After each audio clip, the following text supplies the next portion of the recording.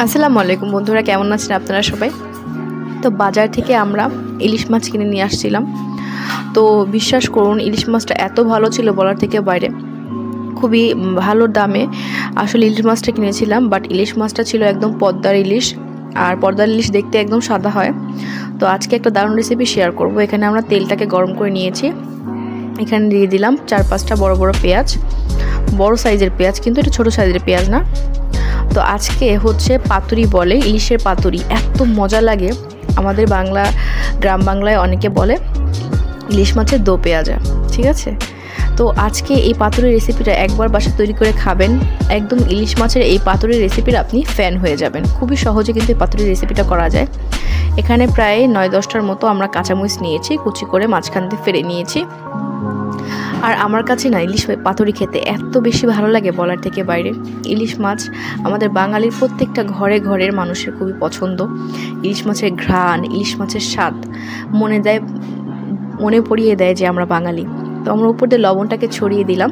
এবার ভালো করে কিন্তু এক একটা মাছটাকে উপর দিয়ে দিব।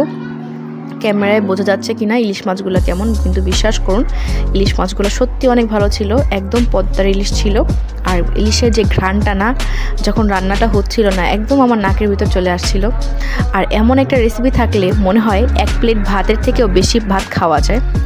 আর আমরা বাঙালিরা ইলিশ মাছ খেতে অনেক বেশি পছন্দ করি। ইলিশ মাছের ভাপা, ইলিশ মাছের পাতুরি, মাত্র এই কয়েকটি উপকরণে ইলিশ মাছের এই পাতুরি রেসিপিটা এত মজা হয়ে যায়, কেমন জানি ইলিশের যে অরিজিনাল ঘ্রাণটা নাকে চলে আসে। এখন আমরা সেদ্ধ হওয়ার জন্য উপর দিয়ে ঢাকনাটা ঢেকে দিব, যে ইলিশের যাতে ফ্লেভারটা আছে, সেই ইলিশের যে মজাদার ফ্লেভারটা আছে, ফ্লেভারটা যেন বাইরে বের হয়ে না যায়। তো বিশ্বাস করুন এত সুন্দর একটা ঘ্রাণ চারিদিকে ছড়িয়ে যাচ্ছিল বলার থেকেও বাইরে। আর ইলিশ মাছের নাম শুনে অনেকের খেতে ইচ্ছা করতেছে, আমি খুব ভালো করে জানি। বিশ্বাস করুন বন্ধুরা, ইলিশের এই পাতুরির রেসিপিটায় আমার কাছে মনে হয় ইলিশের সবচাইতে সেরা রেসিপি। ইলিশ ভাজলে হয়তো বা এতটা ঘ্রাণ থাকে না, ইলিশে পাতুরি করলে এতটা বেশি ঘ্রাণ থাকে। তো আমরা 4-5টা উল্টায় পাল্টায় দিলাম সেদ্ধ হওয়ার জন্য। খুবই অল্প উপকরণ, কিন্তু আহামরি কোনো উপকরণ না, মাত্র এই কয়েকটি উপকরণে ইলিশ মাছের এই রেসিপিটা এত সহজ, খুবই তৃপ্তিময় একটা রেসিপি। বাড়িতে যদি হঠাৎ করে মেহমান চলে আসে, বা আপনার হঠাৎ করে ইলিশ মাছ খুবই খেতে ইচ্ছা করতেছে, সেই জন্য আপনারা কিন্তু চটজলদি খুবই ইজি ওয়েতে এই ইলিশ মাছের এই মজাদার রেসিপিটা একবার তৈরি করে খেতে পারেন। আর গরম ভাতের সাথে ইলিশ মাছের এক টুকরো আর গরম একটা ধোয়া ওঠা গন্ধ আপনার চারিদিকে কিন্তু ছড়িয়ে যাবে। একটা লুক মারে যখন আপনি ইলিশ মাছের পিসগুলো নেবেন, একটা অন্যরকম স্বাদ চলে আসবে। আর ইলিশ মাছের এই রেসিপিটা এতটা সহজ, এতটা ইজি, বন্ধুরা যে কেউই আপনারা বাসায় তৈরি করে খেতে পারবেন। এখন আমরা সেদ্ধ হওয়ার জন্য পরিমাণ মতো পানি দিয়ে দিব। পানি দিয়ে এখন সেদ্ধ করে নিব। দেখুন বন্ধুরা কি সুন্দর একটা কালার চলে আসছে। আর শুধু সুন্দর একটা কালার না, আর এই রেসিপিটা আমার one of the most favourite একটা রেসিপি, ইলিশের পাতুরি।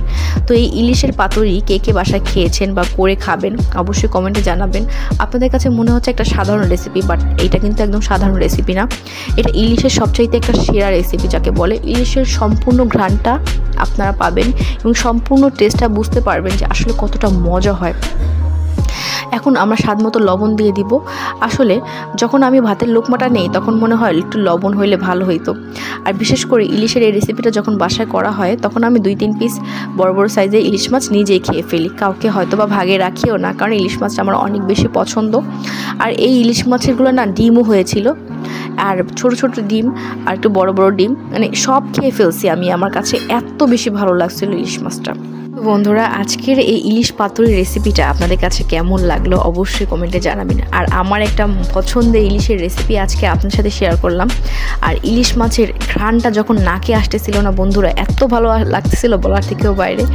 তো আজকের রেসিপিটা কেমন লাগে জানাতে ভুলবেন না। অবশ্যই এই ইলিশ মাছের রেসিপিটা একবার হইলেও, ইলিশের পাতুরির রেসিপিটা খুবই সহজ বন্ধুরা, আহামরি অনেক বেশি উপকরণ লাগে না, খুব সহজে বাসায় তৈরি করতে পারবেন।